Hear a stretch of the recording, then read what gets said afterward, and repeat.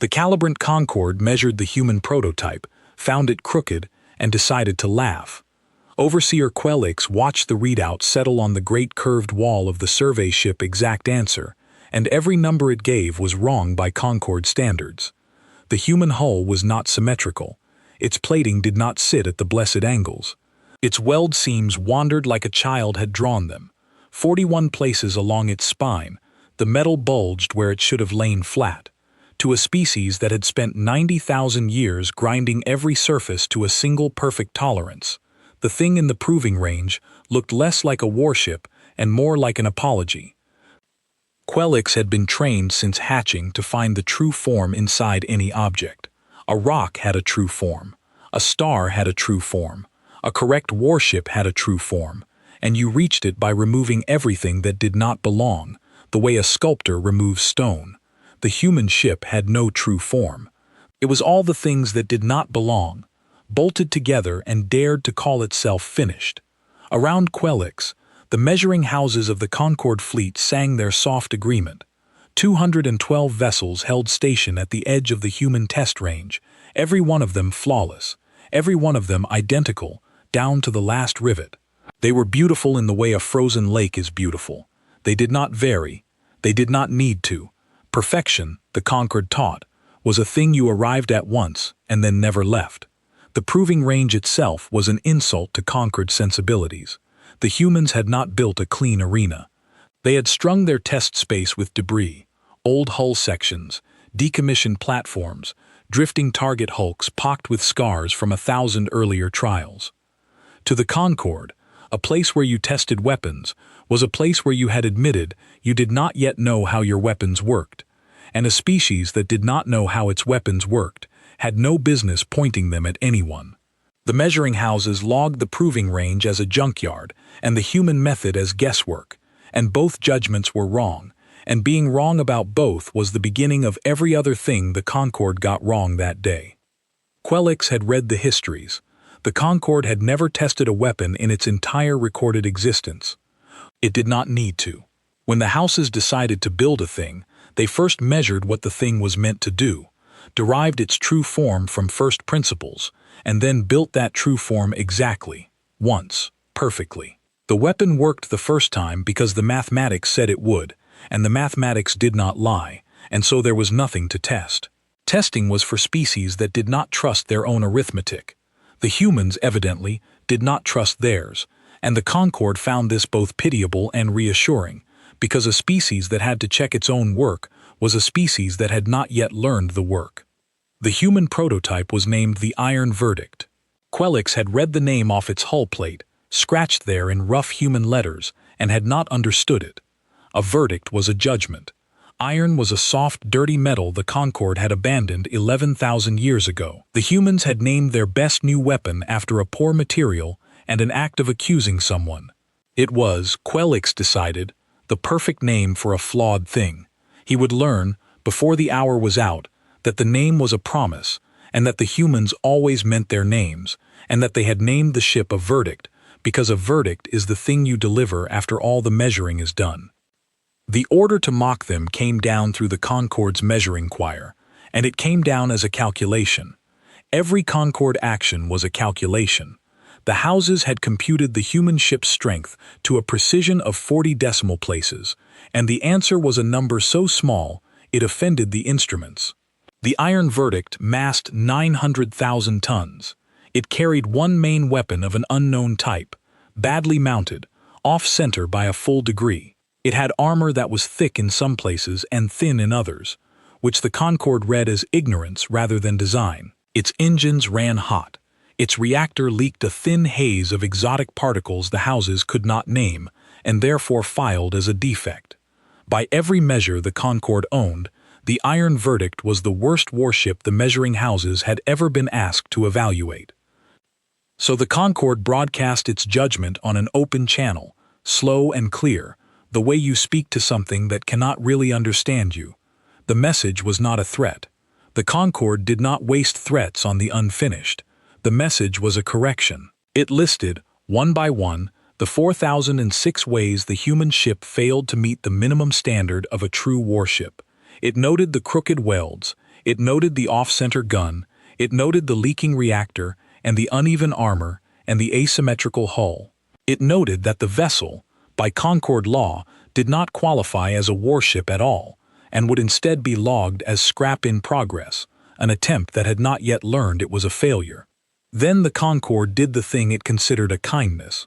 It offered to finish the job. It offered to take the iron verdict apart, gently, and show the humans the true form hidden inside their mistake, so that the next one they built might be slightly less wrong. Quelix expected silence. The unfinished usually went silent. They had nothing to say to a perfection they could not match. Instead, the humans answered. The voice that came back over the channel was a female human, calm, a little amused, with a flatness to it that suggested she had heard worse and been more bored by it. She did not argue with the Concord's list. She did not defend the welds, or the gun, or the leaking reactor. She let the whole 4006 corrections stand without a word of protest, and that absence of protest unsettled Quelix more than any anger would have. When the human spoke, she gave only her title and her name. Test Director Nadia Frost, of the Earth Proving Service. Not Captain, not Commander, Test Director, a title the Concord had no equivalent for, because the Concord did not test things. The Concord measured things, declared their true form, and built them perfect the first time. The idea of building something on purpose to find out where it broke was, to the measuring houses, a kind of madness. Quelix turned the title over and could not make it fit. A director directed. A test was a deliberate attempt to fail. So a test director was a person whose job was to direct deliberate attempts to fail, to push a thing until it broke, and then write down exactly how. And the Concord had no word for such a role, because the Concord had built its entire civilization on the premise that you never let a thing break, that you derived the true form so carefully that breaking became impossible. The humans had a whole profession devoted to the opposite belief. They paid people to break their own ships, and they listened to those people, and they named those ships after the verdicts those people delivered. It was, Quelix thought, the philosophy of a species that had decided ignorance was not shameful but useful, that the fastest way to know a thing was to break it and watch, and he filed the thought as further evidence of human backwardness, and the filing was the fourth error, and he did not feel it. Frost said the iron verdict was a prototype. She said the word as if it were a gift she was handing across the dark. She said it had been built crooked on purpose, every wandering weld and every degree of offset placed exactly where the engineers wanted it, for reasons the Concord had not asked about and would not have understood if they had. She said the leaking reactor was not leaking. She said the uneven armor was not uneven. She said the off-center gun was not off-center. She said the humans had a different idea of true form, and that the Concord was about to be measured by it. Quelix flagged the transmission as the babble of an unfinished mind defending its flaws, which is what the Concord always did with words it could not fit into a calculation. The measuring houses agreed. The choir computed the probability that the human claim contained any truth, arrived at a number indistinguishable from zero, and moved on. This was the first error the Concord made that day, and it was the kind of error a perfect thing cannot see, because to see it would require admitting that the measuring instrument was the thing being fooled. There was a thing the Concord prided itself on above all others, and it was this. The Concord had never lost a single ship in the act of conquest, 90,000 years, 10,000 subdued worlds, and not one measuring house lost, because the Concord never engaged until its mathematics promised a flawless outcome, and the mathematics never lied. Other empires spent ships the way a body spends blood. The Concord spent nothing. It arrived, it measured, it imposed the true form, and it left, perfect and whole, every time. This unbroken record was, to the houses, the final proof of their philosophy. A thing that never loses must be doing everything right. Quelix carried that record with him, as he gave the order, and he carried with it the quiet pride of a being who had never once watched one of his own ships die. He did not know that pride was about to end. He did not know that the unbroken record was not proof of correctness, but proof of caution, that the Concord had simply never picked a fight it might lose, and that the humans had spent years engineering the one fight the Concorde would walk into certain and would not walk out of at all. The record of never losing had made the Concorde brittle in a way only the never defeated can be, because a thing that has never lost has never learned how, and a thing that does not know how to lose does not know how to survive losing, and the difference between those two ignorances is the difference between an empire and its wreckage. The Concorde ordered the demonstration to proceed. 12 measuring houses peeled away from the formation and advanced on the iron verdict in a perfect lattice, each one holding its assigned distance to within the width of a hair. They did not fire. They did not need to fire yet. The plan was to surround the human prototype, lock it in a cage of perfect geometry, and begin the gentle disassembly the Concorde had promised. The humans would watch their crooked ship be corrected into pieces, and they would learn. Aboard the exact answer, Quell-Ix watched the lattice close and felt the particular calm that comes from doing a thing your people have done 10,000 times without ever once failing. The human ship did not run. It did not turn. It did not power its off-center gun. Instead, the iron verdict began to change. At first, Quell-Ix read it as damage. The crooked welds along the spine were splitting. The bulges in the plating, the 41 places where the metal sat wrong, were opening.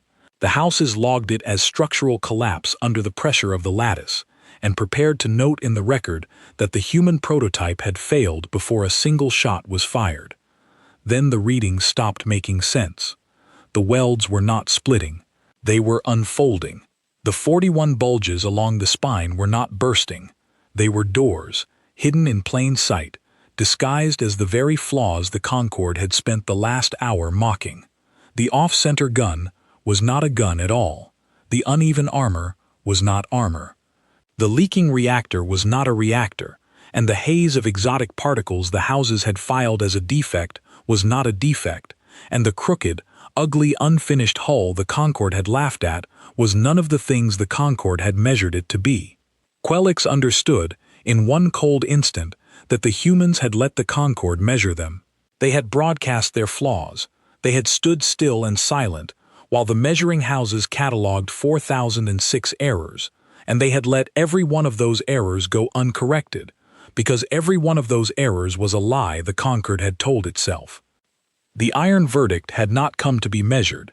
It had come to find out exactly how the Concorde measured, so it would know precisely where to hit. Test Director Frost came back on the open channel, and this time she was not amused. Her voice was still flat, still calm, but under the calm was something the Concorde had no instrument to read, because it was a thing the Concorde did not contain. She said the test was over. She said the prototype had passed. She said the iron verdict had been built to fight an enemy that believed in only one correct shape, and that the whole point of the ship, the reason for every crooked weld and every degree of offset, was that it could be more than one shape at once, and the Concorde would never be able to predict which. Then the human prototype, the worst warship the measuring houses had ever evaluated, opened the first of its 41 hidden doors, and the Concorde's beautiful, identical, flawless fleet learned that there is a difference between a thing that has reached perfection and a thing that has reached the end of what it can imagine. Quell-Ix gave the order to fire. 212 perfect vessels obeyed at once, in perfect unison, with perfect timing. It did not matter. They were all aiming at flaws that had moved. The first volley from the Concorde lattice was a marvel of coordination. 212 beams of focused annihilation crossed the dark at the same instant, struck the same computed point in space, and converged on the spot where the iron verdict's center of mass had been logged to 40 decimal places. The iron verdict was no longer there. It had not dodged in the way Quell-Ix understood dodging. It had not turned its engines and fled. It had simply ceased to occupy the shape the Concorde had measured, the way a hand ceases to be a fist when it opens. The 41 hidden doors along its spine had vented something, and the something had pushed the ship sideways along an axis the houses had not been watching, because the houses had been watching the gun. The gun, of course, had never mattered. The gun was bait, a deliberate flaw placed exactly where a perfect enemy would fixate on it, and the Concorde had fixated on it for the better part of an hour. The convergence point flashed empty. 212 beams burned a hole in nothing and faded. Quelix ordered a recalculation. The measuring houses obliged. This was the great strength of the Concorde, the thing it had won 10,000 victories with. It could take any target, measure its true form, predict its only correct movement, and place a beam where the target had to be. Every other species in the surveyed dark moved in patterns the Concorde could read, because every other species, in the end, had a true form and could not escape it. You hunted a thing by knowing what it was. The trouble was that the Concorde did not know what the iron verdict was. It had measured the ship and gotten an answer, and the answer had been a lie the humans built for it. Now the instrument was useless, because the instrument had been calibrated on a fiction, and a fiction does not predict the next move of the thing that told it. The iron verdict opened a second set of doors and became a different shape again. Quelix had spent his whole life inside a philosophy that said variation was failure. A thing that changed was a thing that had not yet found its true form. Every Concorde vessel had reached its true form ages ago and then stopped, frozen perfect, beautiful, identical. The fleet around Quelix had not altered its design in 9,000 years, because there was nothing left to alter. They had arrived. The humans had not arrived. The humans had built a ship whose entire purpose was to never arrive, to be unfinished on purpose, to carry 41 different configurations folded into one hull and choose between them faster than a perfect enemy could measure. Where the Concorde saw one correct answer, the iron verdict carried a question it could rewrite in real time. The crooked welds were hinges. The bulges were ports. The off-center gun was a counterweight that let the whole ship pivot around an axis no symmetrical vessel could pivot around. Every flaw the Concorde had mocked was a degree of freedom, and the humans had more of them than the Concorde had imagination. Quelix tried, in the moment, to count the configurations the way one counts an enemy's guns, to build a list, to find the pattern that connected them so that the next could be predicted from the last.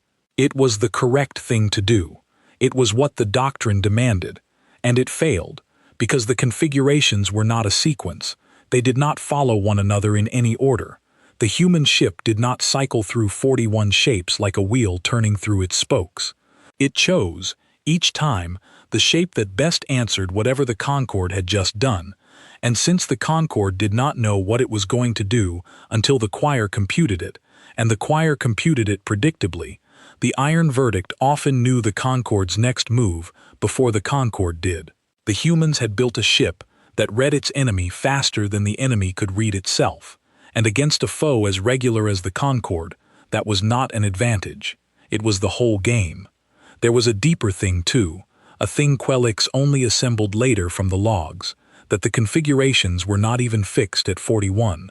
41 was simply the number the survey wing had seen.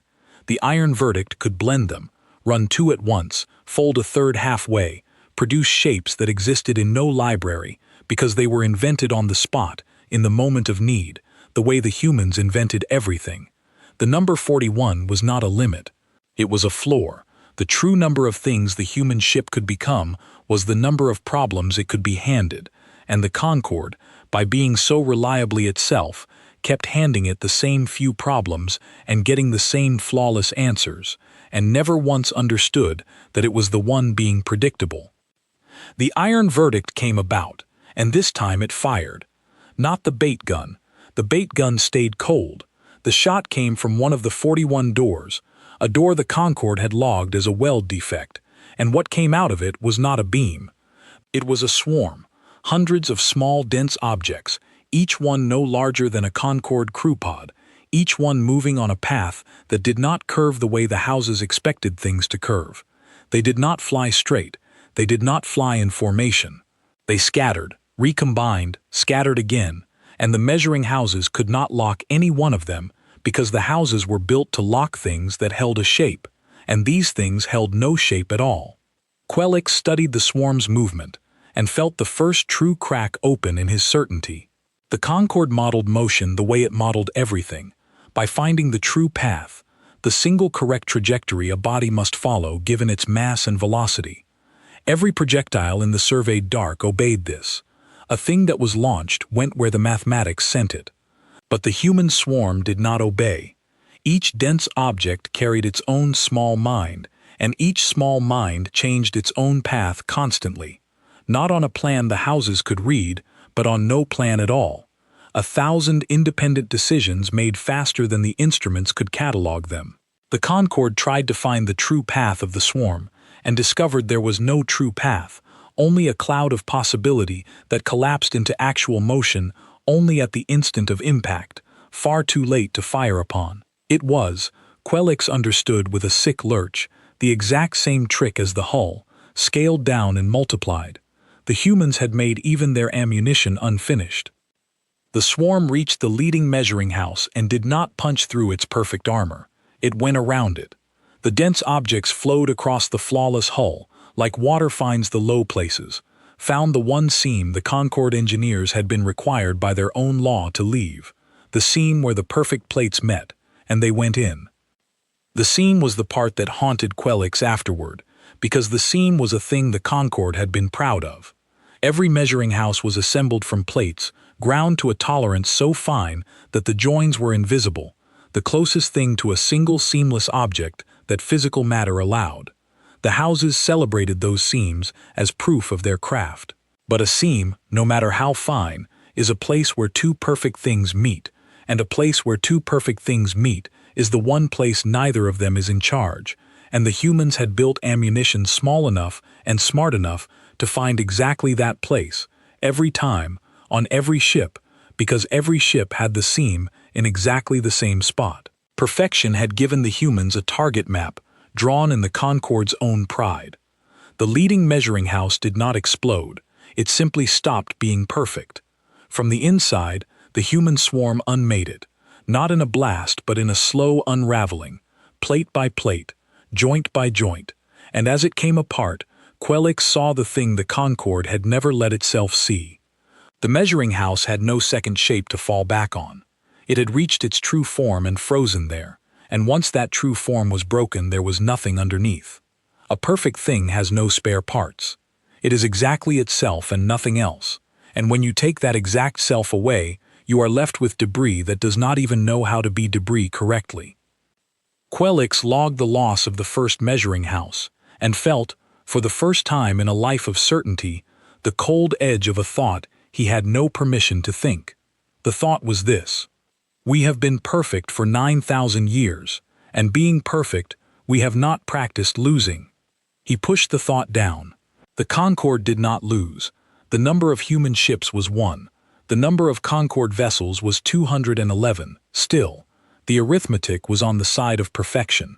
He ordered the lattice to tighten, to bring more guns to bear, to overwhelm the single human prototype with sheer correct geometry. The lattice tightened, and the iron verdict, which had been waiting for exactly that, opened a third set of doors. Test Director Frost spoke again on the open channel, and Quelix realized she had left the channel open this whole time on purpose.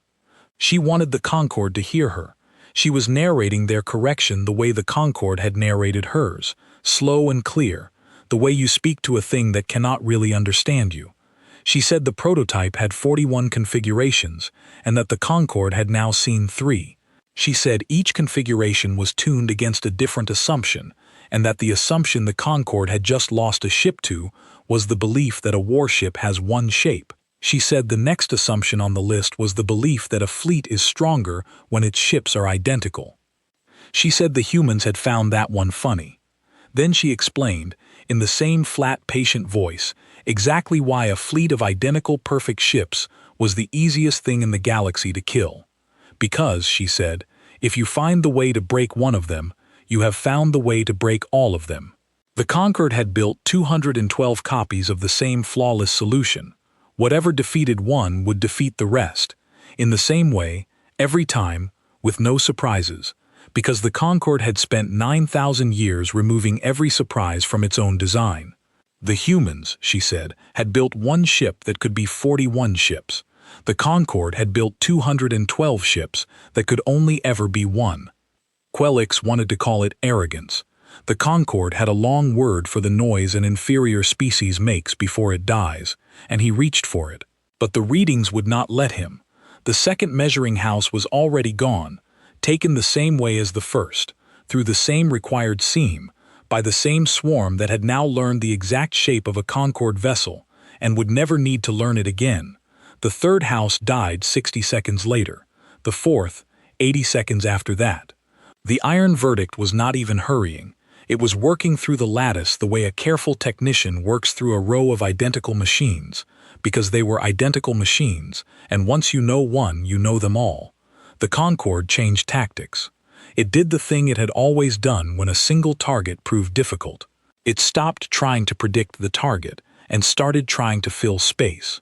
207 remaining measuring houses flooded the volume around the iron verdict with fire. Not aimed fire, but saturation. A perfect grid of beams crossing and recrossing until there was no point in the cube of space the human ship occupied that was not, at some instant, occupied by death. It was a sound plan against any normal enemy. It failed for a reason the Concorde could not have predicted, because the reason was a thing the Concorde had spent 9,000 years training itself not to do. The iron verdict moved into the fire. Not away from it, into it. The human ship folded itself into its narrowest configuration, a needle, and threaded the perfect grid the Concorde had laid down, and it could do this because the grid was perfect. A perfect grid is regular. A regular grid has predictable gaps, and the gaps move in a predictable rhythm, and a thing that can change shape 41 times faster than the rhythm can simply slip between the beams like a fish through the bars of a current.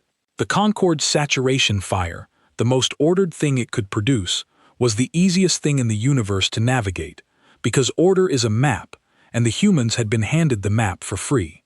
Quelix watched the needle pass through the kill grid untouched and arrive at the heart of the Concorde formation, and he understood that the houses had been beaten by their own greatest virtue. Everything the Concorde did, it did perfectly, which meant everything the Concorde did, it did the same way every time, which meant everything the Concorde did could be learned once and beaten forever. Perfection was not strength.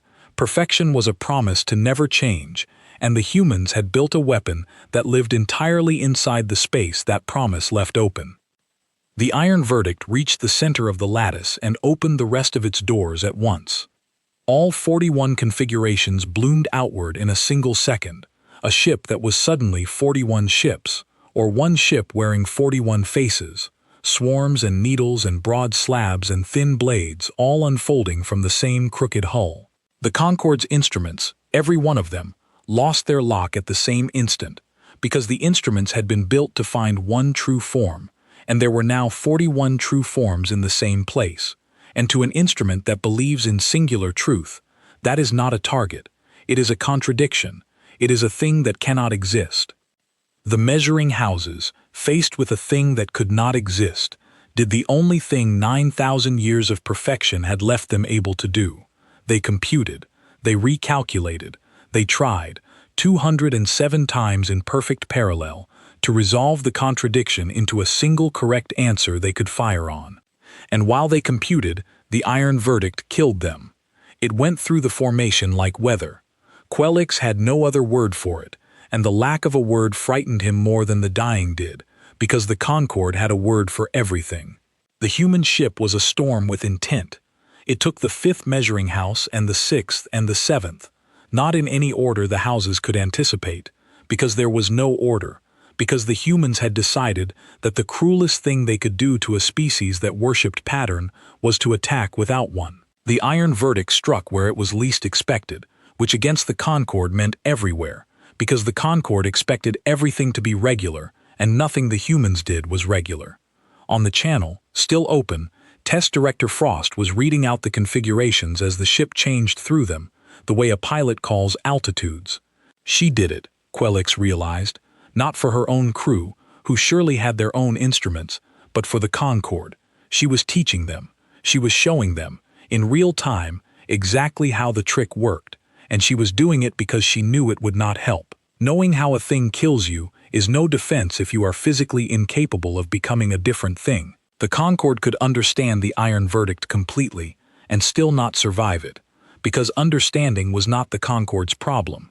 The Concorde's problem was that it had only ever learned to be one thing, and one thing, no matter how perfect, is a single point of failure wearing 212 copies. The 8th house died, the 9th, the 10th. Each death taught the iron verdict something, and the thing it learned it kept. Quelix watched the human ship grow more efficient with every kill, the configurations chosen faster, the seams found sooner, the swarms recombining with less wasted motion. It was learning the Concorde in real time, the way the humans learned everything, by doing it and watching what broke. And because every measuring house was identical, every lesson learned on one applied perfectly to all the rest. The iron verdict had needed nearly a full minute to unmake the first house. It needed 40 seconds for the 5th. It needed 20 for the 10th.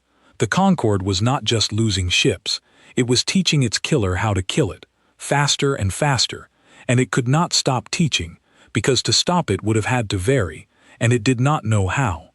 Quelix ran a small private calculation he did not share with the choir. At the current rate of improvement, the human ship would be unmaking a measuring house every 6 seconds within the hour, and the survey wing carried 201 of them. The arithmetic that had seemed so comfortably on the side of perfection was curdling into something else, a countdown, and the number it counted toward was 0, and the 0 was the Concorde's. Quelix did something then that no overseer of the measuring houses had done in the recorded memory of the Concorde. He ordered the fleet to break formation. The order made no sense by Concorde doctrine. Formation was perfection made visible. To break it was to introduce variation, error, asymmetry, all the things the Concorde had spent 90,000 years grinding out of itself. But Quelix had watched 10 of his flawless ships die in the same way to the same enemy, and somewhere in the back of his trained and certain mind, a single ugly human idea had taken root and would not be removed. If being the same was getting them killed, perhaps being different would save them. It was the first original thought a conquered mind had produced in 9,000 years, and it was already too late, and it was also, Quelix would understand much later, the only valuable thing the entire battle gave his people. But in the moment it simply failed. The measuring houses tried to break formation and could not, because they did not know how. They had no configurations to break into. They had no asymmetry to deploy. They had reached their true form long ago and frozen there, and a frozen thing cannot suddenly decide to flow. The order to vary collided with 200 years of perfection and produced only confusion, a fleet of identical ships all trying at once to be different and all arriving, identically, at the same wrong answer. The iron verdict took the 11th house while they were still trying. Quelix sat in the heart of the exact answer and watched his civilization's central belief come apart on the great curved wall, number by number, and for the first time he let the forbidden thought finish itself. The Concorde had not been strong. The Concorde had been lucky. It had been lucky enough, for 90,000 years, to never meet an enemy who understood that the way to beat a perfect thing is not to become more perfect, it is to become unpredictable, and to stay that way longer than the perfect thing can stand. The humans had understood it. The humans had built a whole ship out of that understanding, named it after a soft metal and an act of judgment, sent it into the proving range alone, and let the Concorde measure it down to 40 decimal places, knowing the whole time that every measurement was a confession of how the Concorde saw, and that a thing which tells you how it sees has already told you how to be invisible to it. Test Director Frost came back on the channel. The iron verdict had stopped changing shape for a moment, holding still in the wreckage of 11 measuring houses, and the stillness was its own kind of statement. She said the demonstration phase was complete. She said the prototype had now validated all 41 configurations against live Concorde doctrine, and that the data was being recorded for the production run. Then she said the words that Quelix would carry for the rest of his measured life, the words that finally told him what kind of thing the humans were, and why the dark had been so quiet about them for so long. She said this was the first one. She said there were 200 more coming, and that none of them would be quite the same. 200 more. The words landed in the Concorde choir and broke something that had never been broken before, which was the assumption that the Concorde understood the scale of what it was fighting. Quelix had come to the human proving range to evaluate a single defective vessel. The Concorde did not send fleets to evaluate scrap. It sent a survey wing, 212 measuring houses, which by the standards of the surveyed dark was an overwhelming force, more firepower than any three of the lesser species could muster between them. The plan had been a formality: measure the prototype, declare its flaws, disassemble it as a courtesy, and move on to worlds that were actually worth conquering. Now the Overseer understood that the humans had not built one strange ship. They had built one strange ship in order to test the idea of the strange ship, and the test had just concluded, and the answer was being filed for a production line of 200 more. The iron verdict was not a weapon. It was a question the humans had asked, and the Concorde had just spent 11 flawless vessels answering it for them, free of charge. The Concorde had been used as a proving range for its own destruction. Quelix ordered the survey wing to withdraw. It was the second order no Overseer had given in 9,000 years, and it cost him something to give it, because withdrawal was variation, and variation was failure, and the whole architecture of his mind screamed that a Concorde wing did not retreat from a single ship. But the architecture of his mind had been built in a galaxy where the Concorde always won, and that galaxy had ended 11 minutes ago, and Quelix had decided he would rather be a coward who survived to warn the houses than a perfect corpse who taught them nothing. The survey wing began to withdraw. The iron verdict let them. Quelix did not trust it. He waited for the human ship to fall on the retreating formation, to take the rest of the wing the way it had taken the first 11, because that was what the Concorde would have done. A perfect predator does not let prey leave. But the iron verdict held its position in the wreckage and let the survivors run, and the longer it let them run, the more frightened Quelix became, because mercy was a variable the Concorde had never had to model. Mercy was not in the calculation. A thing that could destroy you and chose not to was operating on a logic the houses had no instrument for, and the unknown logic was worse than the killing, because the killing at least had numbers.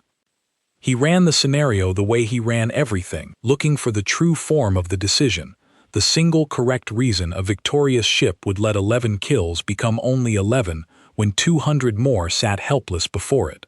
The Concorde had a doctrine for this situation, and the doctrine was unambiguous. When you have broken an enemy, you finish it, completely, because a survivor is a future threat, and a future threat is an error you have chosen to leave in the record. By Concorde logic, the iron verdict should have pursued. It should have hunted the survey wing to the last hull. That it did not do so meant either that it could not, which the readings flatly denied, or that it was operating on a value the Concorde did not possess, and the second possibility frightened Quelix more than any weapon, because a being whose values you cannot model is a being you cannot predict, and the entire Concorde way of war was prediction. It would take him the long flight home, and the longer war that followed, to understand that the mercy had not been a value at all in the way the Concorde meant the word. It had been a use. The humans did not spare the survey wing because sparing was good. They spared it because a frightened witness who runs home and infects an empire with doubt does more damage than 200 more wrecks ever could. The mercy was a weapon, the most patient weapon in the human arsenal, and Quelix himself was the round it had been loaded with. On the open channel, Test Director Frost explained the mercy, because she had explained everything else, and Quelix had begun to understand that the explanations were the real weapon. She said the humans were not letting them go out of kindness. She said kindness had nothing to do with it. She said the Concorde was being allowed to survive because a witness who runs home and tells the truth is worth more than a corpse who tells nothing. She said the Earth Proving Service needed the Concorde to carry a specific message back to the measuring houses, and that the message was the entire point of the demonstration, more important than the 11 kills, more important than the prototype itself.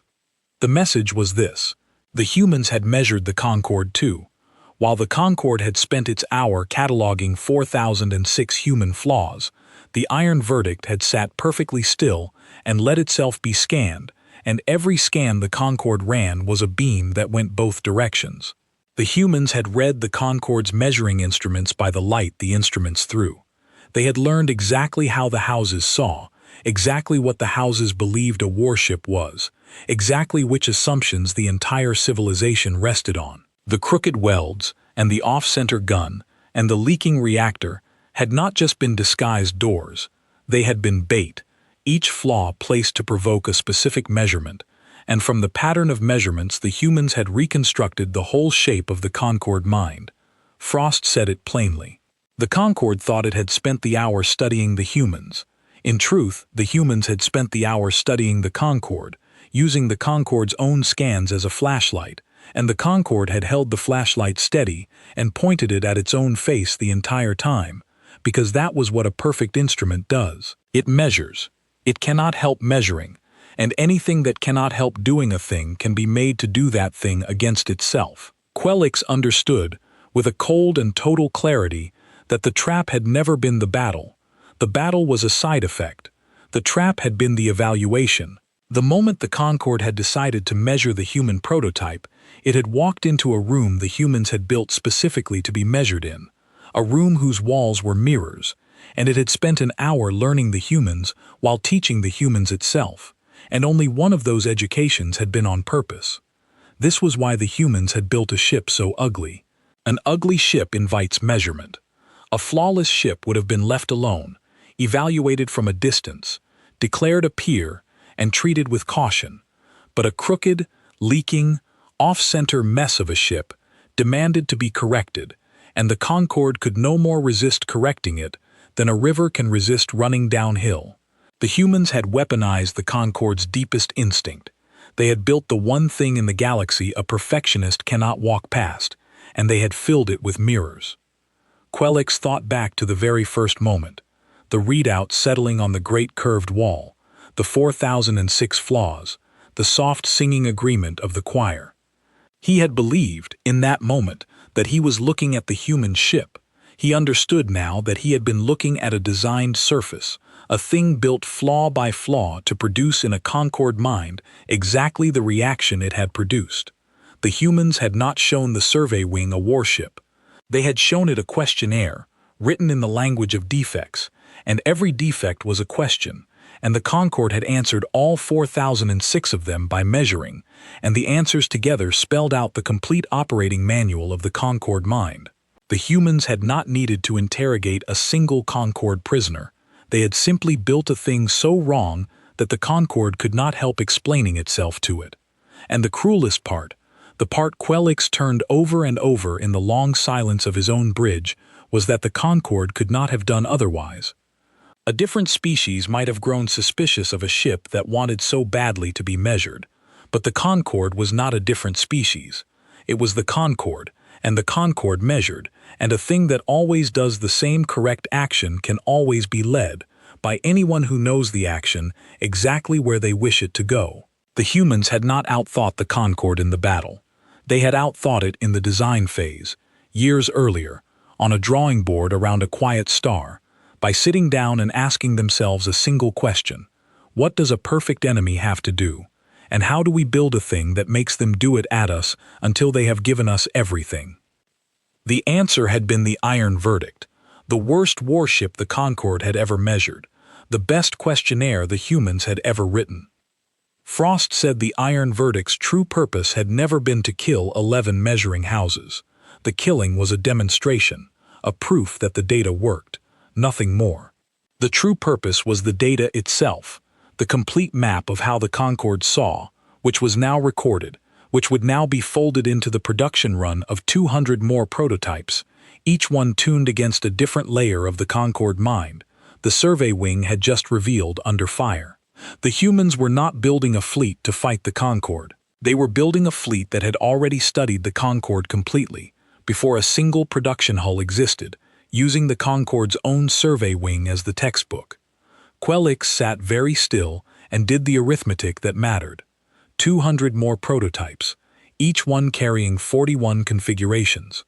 Each one tuned against a layer of Concorde doctrine the houses could not unlearn, because the doctrine was not a tactic, it was the species, 90,000 years of identity that could not be set aside the way you set aside a bad plan. The Concorde could not stop being perfect.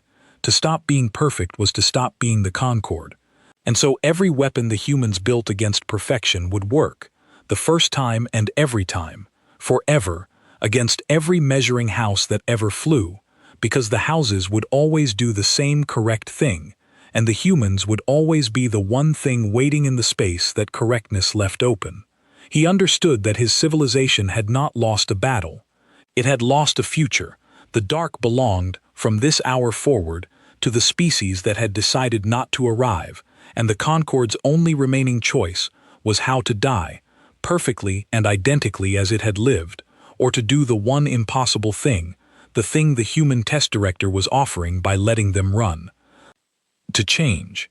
Frost said the offer out loud, because she had said everything else out loud, and Quelix had stopped being surprised by her clarity. She said the humans had no interest in exterminating the Concorde. She said extermination was a waste, and that the proving service did not waste. She said the Concorde was free to go home and continue being perfect, and that if it did, the 200 prototypes would find every measuring house the Concorde ever built, and unmake it the same way the Iron Verdict had unmade these 11, predictably, repeatably, forever. Because a thing that will not change is a thing you only have to solve once.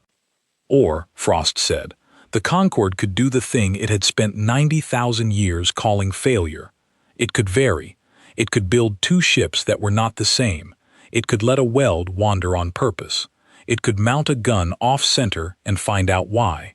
It could become, in some small and terrified way, a little bit unfinished, and in that unfinishedness it might find the only defense that existed against a species that lived in the gap between perfect and possible.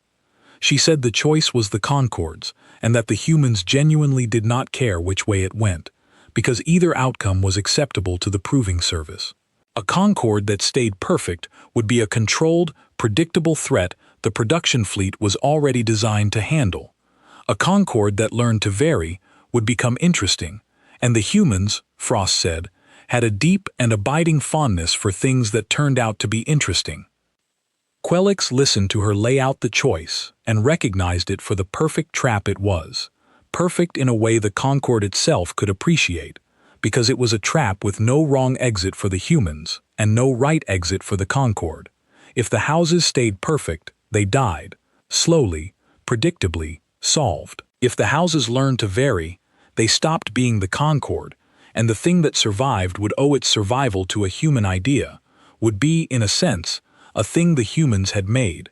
Either the Concorde ended, or the Concorde became a student of the species that had broken it. There was no third door.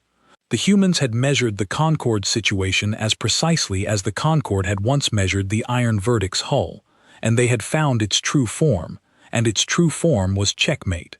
The difference, Quelix understood, was that the humans had offered the Concorde the one thing the Concorde had never offered any species it conquered: a choice. The Concorde, when it found a world, derived that world's true form and imposed it, removing everything that did not belong, because the Concorde knew best, and a thing that knows best does not ask. The humans knew better than the Concorde, had proven it past any argument, and still they asked. They handed the choice across the dark and meant it, because to a species that valued the unfinished, a future you chose for yourself was worth more than a future imposed, even a better one. The humans did not want to own the Concorde. They wanted to find out what it would do. Then she said the demonstration was concluded, and that the survey wing was cleared to depart, and that the Earth Proving Service thanked the measuring houses for their participation in the validation of Prototype Hull 1. The channel did not close. She left it open. She left it open, Quelix understood, so that the Concorde would carry her voice all the way home, the calm, flat, patient voice that had narrated the death of 11 perfect ships as if reading test results off a board, which was exactly what she had been doing. As the survey wing began its run, Quelix kept the open channel and listened to Frost a while longer, because he had begun to understand that her voice was the only instrument aboard the exact answer, still telling the truth. She spoke about the prototype the way a teacher speaks about a favorite student, with affection and a little pride, and she told the Concorde things it had no reason to be told, and the telling itself was a lesson. She said the iron verdict had been 3 years in the building. She said the engineers had argued for months over how wrong to make it, because there was a craft to wrongness, a precision to imperfection, that the Concorde, of all species, should have been able to appreciate. Every flaw had to be wrong in exactly the right way, wrong enough to invite the measurement, useful enough to become a door, and balanced against 40 others so the whole crooked thing still flew. It was, Frost said, the hardest ship the Proving Service had ever built, far harder than a perfect one, because perfect was easy. Perfect was just the answer to a single equation. The iron verdict was the answer to a question that kept changing, and you could only build it by being willing to be wrong, over and over, on purpose, until the wrongness came out right. She said the Concorde had spent 90,000 years afraid of being wrong, and that this was the deepest difference between the species, deeper than the ships, deeper than the war. The humans had learned, somewhere in their short, loud history, that being wrong was not the opposite of being right. It was the road to it. You could not reach a true answer without passing through 10,000 false ones, and a species too proud to be wrong was a species that would never move past its first guess, no matter how perfect that guess was. The Concorde had made a magnificent first guess, and frozen on it for 90,000 years, and the humans had been wrong 10,000 times and arrived, by way of all that wrongness, at a ship that could not be beaten by anything that refused to be wrong at all. Quelix wrote that down. He did not know yet that he was writing it down for the survivors, for the work ahead, for the long argument he would carry from one frozen house to the next. He only knew that it was the truest thing he had ever heard, and that it had been spoken to him by the enemy, across the wreckage of his own fleet, in a flat, patient voice that had never once raised itself in anger. The survey wing fled the proving range, 201 measuring houses, beautiful and identical, and now, for the first time in their long existence, afraid. Behind them the iron verdict sat alone in the wreckage of the other 11, crooked and leaking and off-center, the worst warship the Concorde had ever measured, having just done a thing no perfect ship in the galaxy could do. It had won by being wrong in exactly the right ways. Quelix should have ordered the fastest possible return to the Concorde core, the immediate convocation of the measuring houses, the beginning of whatever desperate response a frozen civilization could mount against a fleet built specifically to exploit its inability to thaw. That was the correct thing to do. That was what the doctrine demanded. Instead, somewhere on the long flight home, the overseer did a small and forbidden thing. He took the survey logs from the battle, the complete record of the iron verdict's 41 configurations, and he began to study them, not as a threat to be answered, but as a teacher to be learned from. He looked at the crooked welds the humans had built on purpose, and for the first time in his measured life he did not see flaws. He saw choices. He saw a hull that had been allowed to be many things, and he felt, underneath the fear, a thing he had no word for, because the Concorde had ground that word out of its language 90,000 years ago. He felt curiosity. It was a very small flaw. It was, by Concorde standards, a catastrophic defect, the beginning of the end of everything the houses believed. But it was also the first new thing to happen inside a Concorde mind in 9,000 years, and Quelix, alone in the heart of the fleeing survey ship, decided that he would not grind it out. He would, instead, see what it became.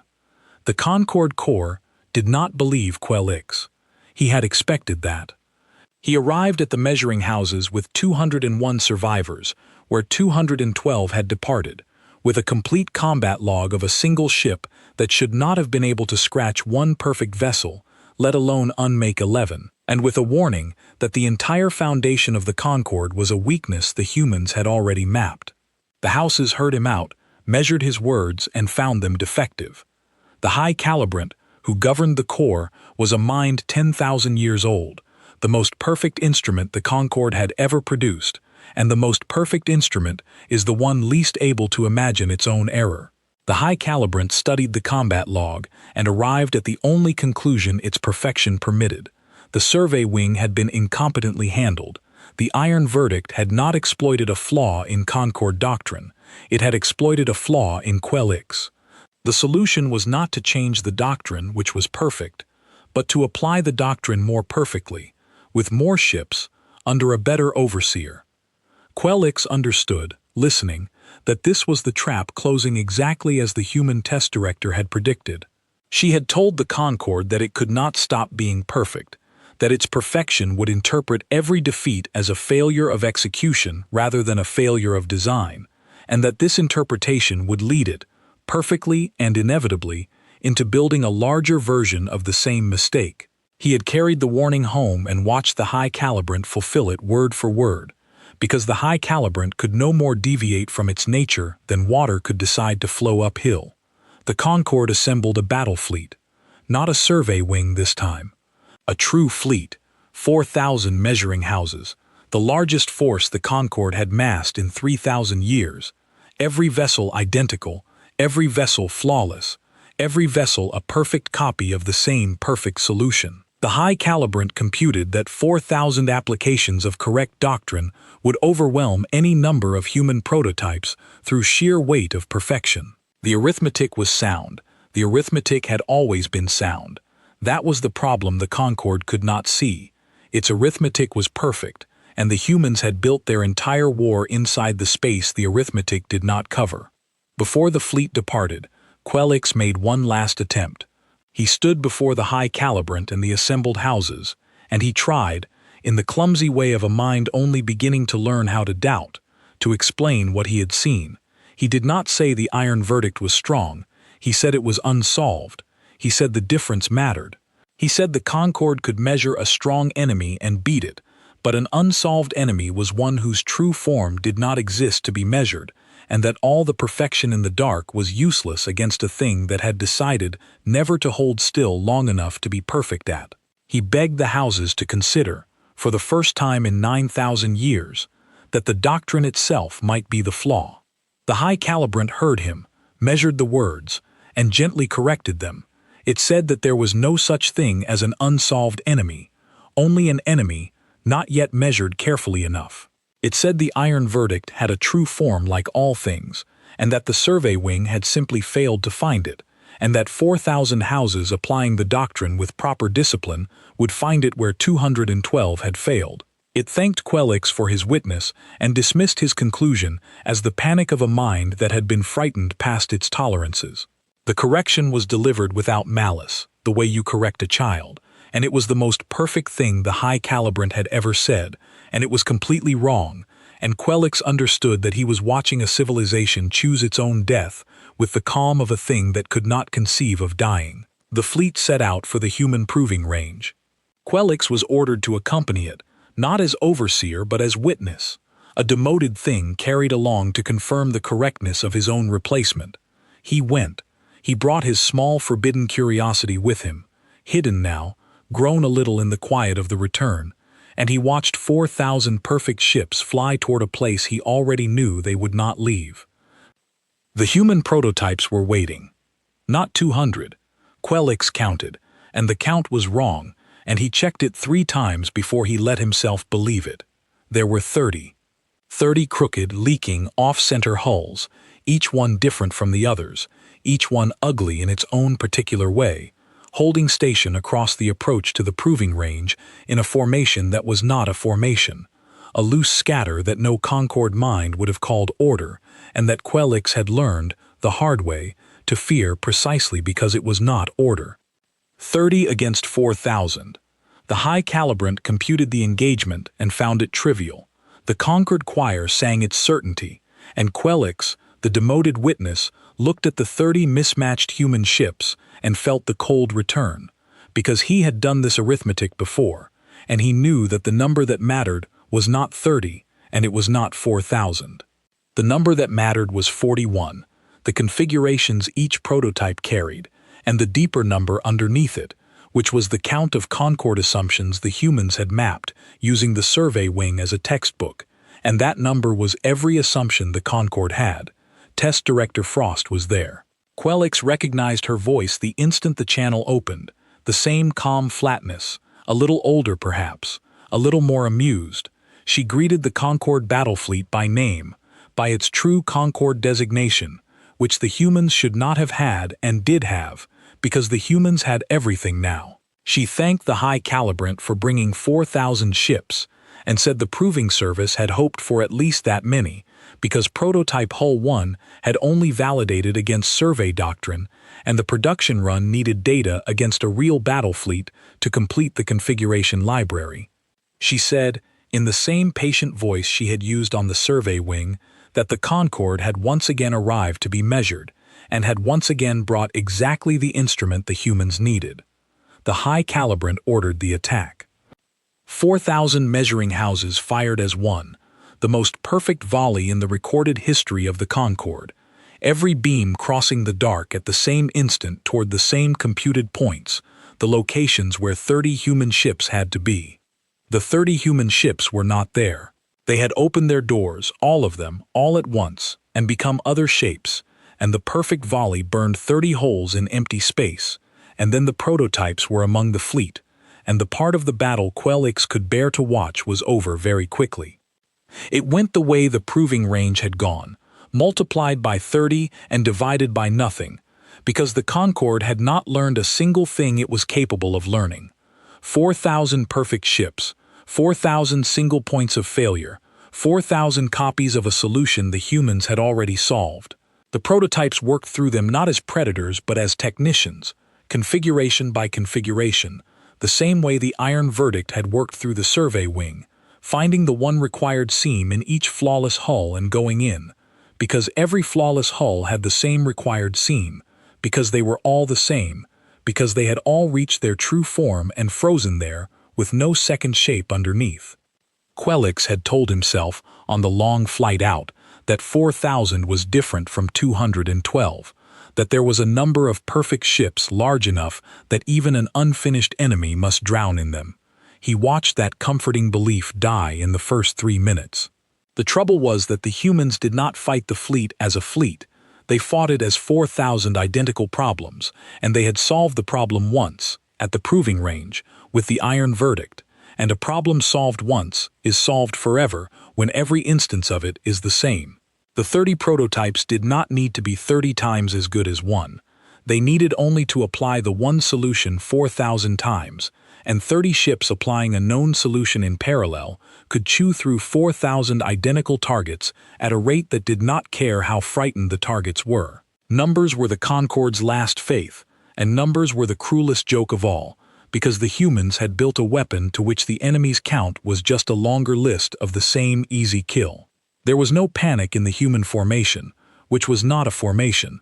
There was no urgency in their movements. The prototypes spread through the fleet at a deliberate working pace, the pace of a crew that has done a job before and knows exactly how long it takes, and the calm of it was the most terrible thing Quelix had ever witnessed, because calm is what you feel when the outcome was never in doubt. The humans had not come to a battle.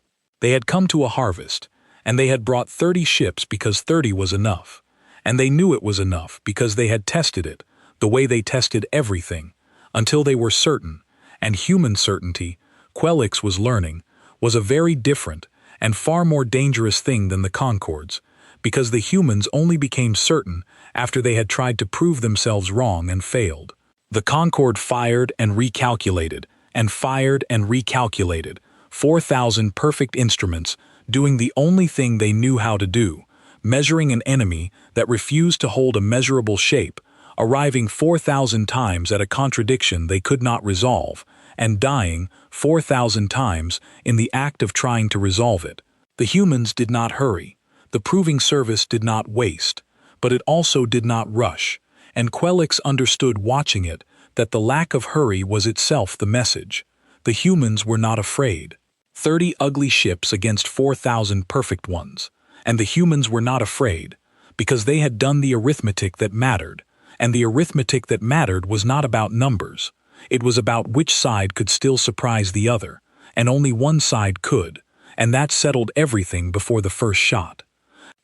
There was a moment, near the end, when Quelix thought the Concorde might finally see. The 30th human prototype had taken a position directly before the High Calibrant's flagship, holding still, daring it, offering itself as a fixed target the way the iron verdict had once offered itself to be measured. And the high calibrant fired, the full weight of the flagship, a beam that should have ended any ship in the dark, and for one instant, the human prototype held the shape it had shown, took the beam square, and Quelix felt the choir surge with the certainty that the doctrine had been right after all, that perfection had simply needed enough of itself. Then the prototype's outer hull peeled away in the beam, and underneath it was not a wounded ship, but another configuration, a 31st the survey wing had never seen, folded inside the 30th, like a hand inside a glove, and it had eaten the flagship's best shot, the way a test eats a stress it was designed to measure, recording it, learning it, and the human hull that emerged from the beam was already moving toward the seam in the flagship's perfect armor. The high calibrant had not landed a blow. It had completed an experiment, and the experiment had been the humans, and its result was now part of the configuration library forever. The high calibrant, 10,000 years old, the most perfect mind the Concorde had ever made, did not break formation, did not vary, did not learn. It computed, to its final instant, the correct application of doctrine that would have won the battle, and the doctrine was perfect, and the doctrine was wrong, and the two facts sat together in the high calibrant's dying calculation without ever being allowed to touch, because to let them touch would have been to admit that perfect and wrong could be the same thing, and that admission was the one variation the Concorde had spent 90,000 years making impossible. Quelix watched the high calibrant die certain. He watched 4,000 ships die certain, and he understood that this was the true horror of perfection, not that it loses, but that it cannot even know it is losing, because knowing would require a flaw, and it has ground all its flaws away. His own ship, the witness ship carrying the demoted overseer, was not fired upon. He noticed it slowly. The prototypes moved around him, through the dying fleet, and not one of them touched the small vessel at the back where the witness rode. He waited to die with his people, which was the correct thing, the perfect thing, the thing 9,000 years of doctrine demanded, and the humans did not let him. Frost came on the channel, and this time she was speaking to him directly. By name, the name he had given the survey wing what felt like a lifetime ago. She said the proving service had read his survey logs. She said they had noticed something in them, a small thing, a defect by Concorde standards. She said that on the long flight home from the proving range, the overseer Quelix had stopped treating the iron verdict's configurations as a threat and started treating them as a teacher, and that this single act of curiosity, recorded in his own logs and carried home in his own ship, was the most interesting thing the humans had found in 90,000 years of Concorde records. She said the humans had a deep and abiding fondness for things that turned out to be interesting, and she said that the proving service was not in the business of exterminating the interesting. Quelix's witness ship drifted at the edge of a battle that no longer existed, the last Concorde vessel, in a volume of space that had recently held 4,000 and was now empty of everything but slowly cooling wreckage and the 30 crooked human prototypes that had made it so. He waited to understand why he had been spared. The understanding, when it came, was the hardest measurement of his life, because it required him to measure himself. Frost explained it without cruelty, which somehow made it land harder. She said the proving service had not spared him as a reward, and not as mercy, and not even as the witness strategy the survey wing had been spared under. He had been spared, she said, because of the small forbidden thing he had carried home in his logs. The curiosity, the moment he had looked at the human welds and seen choices instead of flaws. That moment, recorded in his own hand, had marked him as the single Concorde mind in the entire surveyed dark that had managed to produce one original thought in 9,000 years, and original thought, Frost said, was the only thing the humans had ever truly wanted to find out here. Everything else was just engineering. She said the Concorde, as it had existed, was finished. Not because 30 prototypes had killed 4,000 houses, though they had. The Concorde was finished because it could not change, and a thing that cannot change in a galaxy that contains the proving service is a thing that has already been solved, and a solved thing is not alive in any way the humans found interesting. The High Calibrant had died certain, and 4,000 ships had died certain, and their certainty had been the whole problem, the frozen perfection that made them predictable, that made them killable the same way forever. But Quelix had not been certain. Somewhere on a long flight home, he had become unsure, and unsure was the most valuable thing a Concord mind could be, because unsure was the doorway to becoming many things instead of one. The humans had not built the Iron Verdict to defeat the Concord. They had built it to ask the galaxy a question, and the question was simple.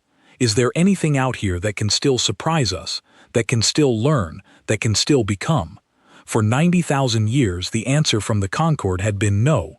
And then, in one demoted overseer's survey logs, the answer had changed.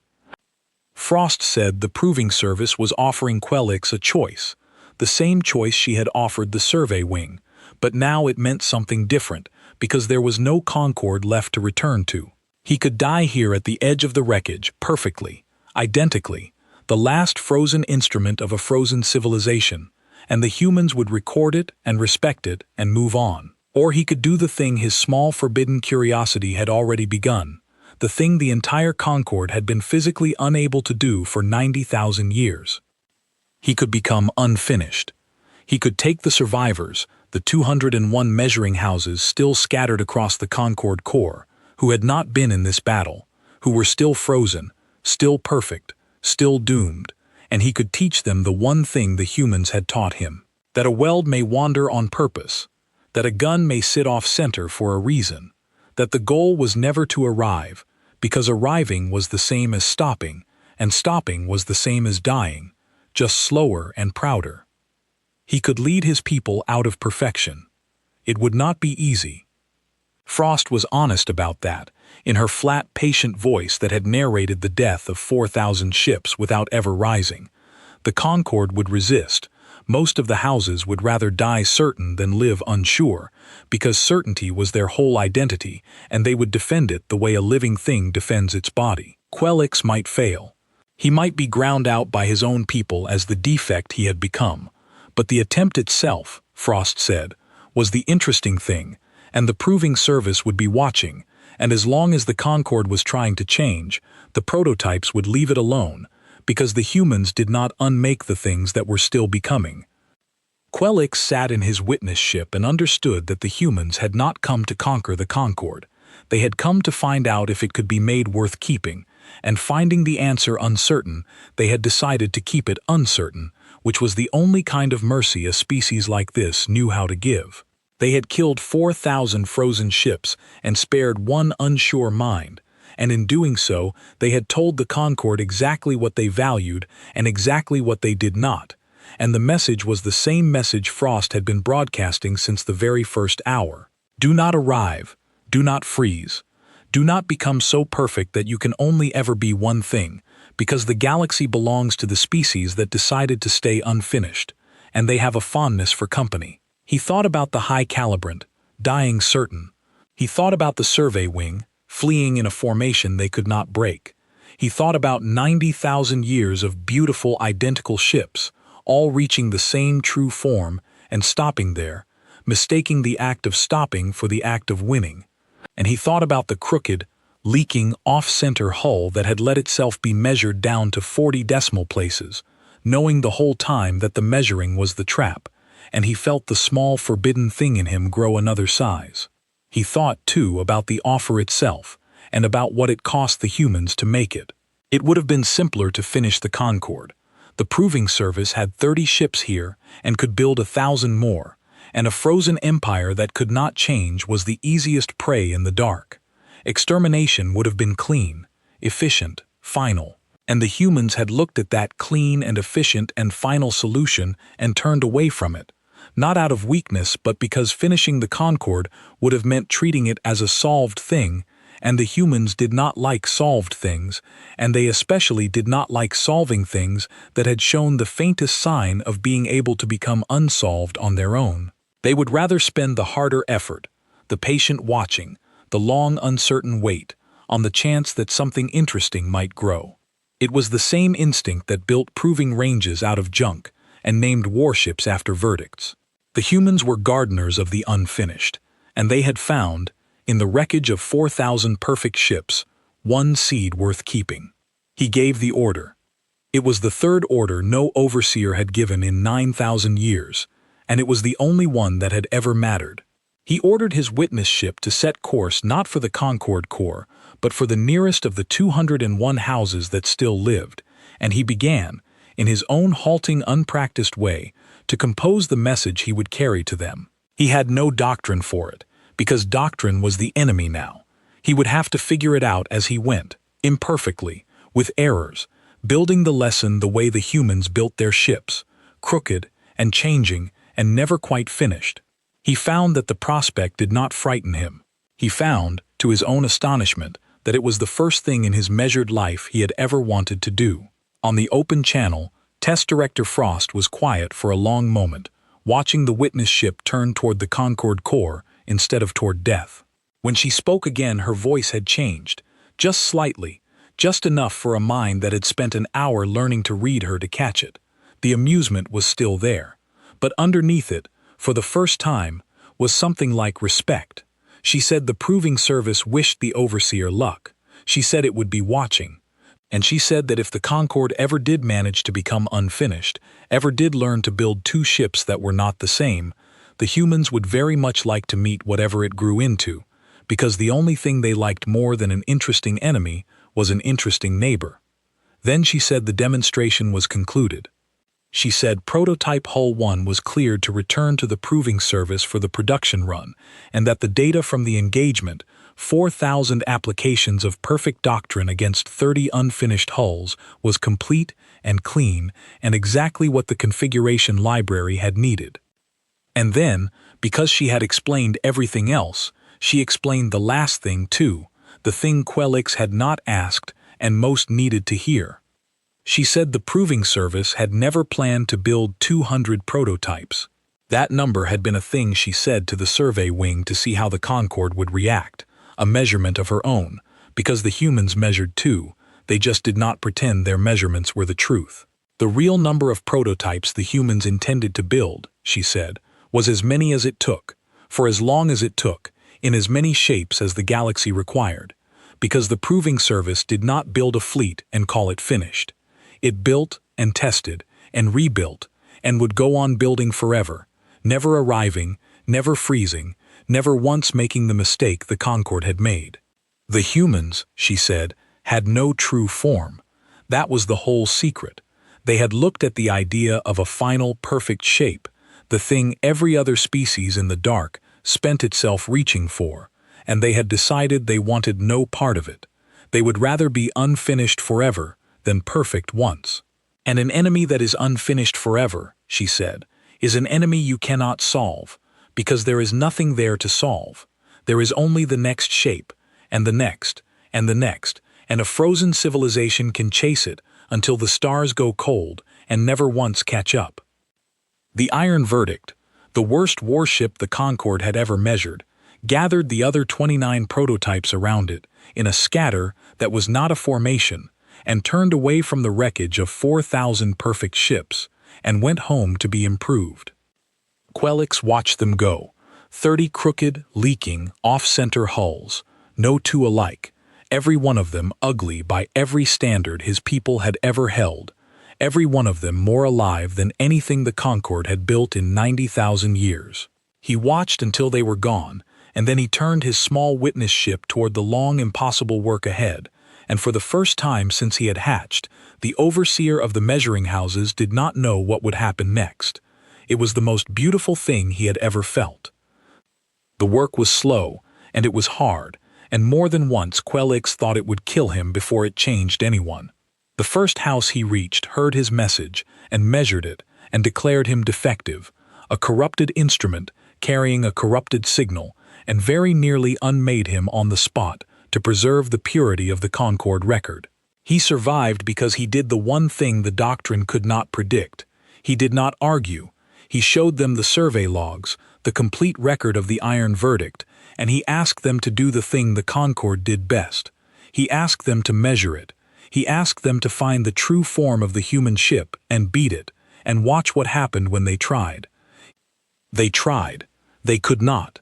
And in the failure, A few of them, just a few, felt the same small cold thing Quelix had felt on his own bridge, the first crack of doubt, the first suspicion that the instrument might be the thing at fault. Those few he kept. He carried them to the next house, and the next, and at each one he asked the same question and let the logs do the teaching, because he had learned from the humans that you do not impose a true form on a thing. You break it gently and let it find out for itself. The houses that could not crack stayed perfect and went their way, and were, in time, found by the proving fleet and unmade, predictably, the same way every time, because they had refused the only lesson that could have saved them. Quelix mourned them, in the new uncertain way he was learning to mourn, but he did not stop. He had become, without ever intending to, the first missionary of the unfinished, a demoted overseer carrying a human idea from one frozen mind to the next, and the idea spread the way fire spreads, slowly at the edges and then all at once, and behind it the old concord crumbled and something else began to grow in the cracks.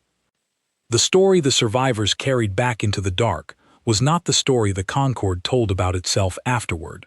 The official record, composed by the houses that refused to change and went on refusing until they were gone, said that a survey wing had been ambushed by a superior force through the incompetence of one overseer, and that the matter had been corrected. The official record was perfect. It was also a lie, and the concord that wrote it did not survive the century, because a thing that lies to stay perfect is a thing that has chosen to die certain, and the galaxy was full now of an enemy that did not let certain things last. But there was another record, an unofficial one, carried mind to mind among the few houses who listened to a demoted overseer and let his small forbidden curiosity into themselves. That record did not say the concord had been defeated. It said the concord had been measured, truly measured, for the first time in its long frozen history, by a crooked little ship that let itself be scanned so it could read the scanner. It said the humans had held up a mirror, and that what the concord saw in the mirror was not a flaw in its enemies but a flaw in itself, the deepest flaw of all, the belief that there was such a thing as finished. And it said that one overseer had looked into that mirror and instead of grinding the reflection away, had decided to become it. The houses who carried that record did not stay perfect. They wandered. They built ships that were not the same. They let welds drift and mounted guns off-center and ran reactors that leaked a haze the old Concorde would have called a defect and the new one learned to call a door.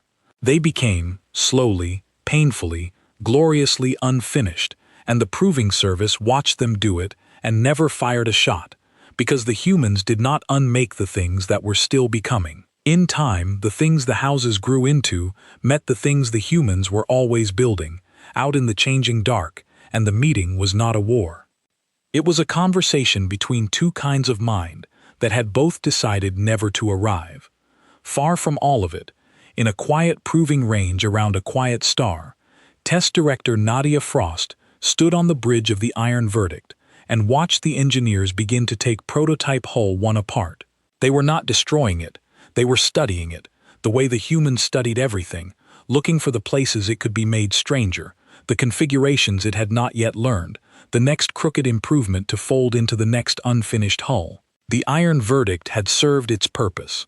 It had asked the galaxy a question and brought the answer home, and the answer was that the dark was bigger and more interesting than it had been the day before, because a frozen empire had cracked open and something curious had crawled out.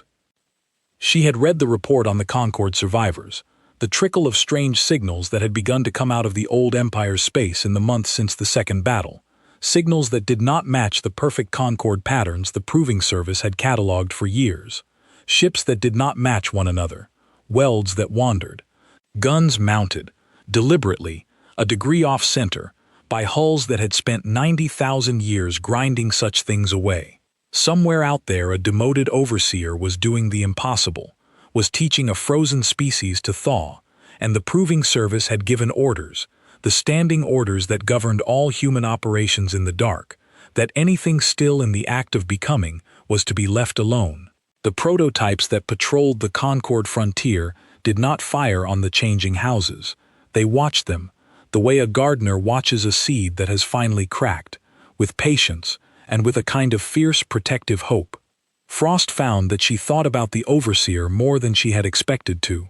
She had spoken to him only across a battle, narrating the death of his civilization in a flat, patient voice, and she had picked him out of 4,000 corpses for the smallest of reasons, a flicker of curiosity in a survey log, and that flicker had grown into a thing that was remaking an empire. It was, she thought, the whole human bet in miniature. You did not impose the future. You found the thing that was still able to surprise you, and you protected it, and you waited, and you let it become whatever it was going to become, because the unfinished was the only thing worth keeping, and the unfinished could not be ordered into existence. It could only be invited, and then trusted, and then watched. One of the engineers asked her, half joking, whether the ship had a true form, now that they knew everything it could do. Frost looked at the crooked, leaking, off-center hull, the worst warship the Concorde had ever measured, the one ship that had wiped out their fleet, and she gave the only answer the proving service had ever believed. She said no. She said it never would. She said that was the point, and always had been, and that the day they built a ship with a true form was the day they had finally made the Concorde's mistake, and that she did not intend to be alive to see it. Then she gave the order to begin the next prototype, the one that would be a little stranger than this, a little less finished, a little harder to measure, and the engineers got to work, building a thing that would never arrive, in a galaxy that finally belonged to the unfinished. And somewhere in the dark, a demoted overseer who had learned to be unsure looked up at the stars, and for the first time in 90,000 years of his species, wondered what he might become next.